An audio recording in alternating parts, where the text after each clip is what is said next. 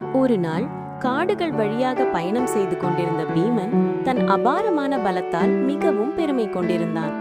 நான் உலகிலேயே மிக வலிமையானவன் என்று அவன் நினைத்தான். அப்போது பாதையை மறைத்துக்கொண்டு ஒரு முதிய குரங்கு படுத்திருந்தது.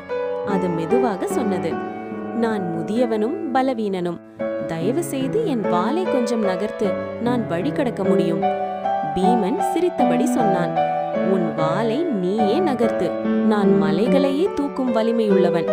ஆனால் பீமன் அந்த குரங்கின் வாலை நகர்த்த முயன்றும் அதை சிறிதும் அசைக்க முடியவில்லை. பீமன் அதிர்ச்சியடைந்தான். அப்போது அந்த குரங்கு ஹனுமானாக தன் உண்மை ரூபத்தை வெளிப்படுத்தியது.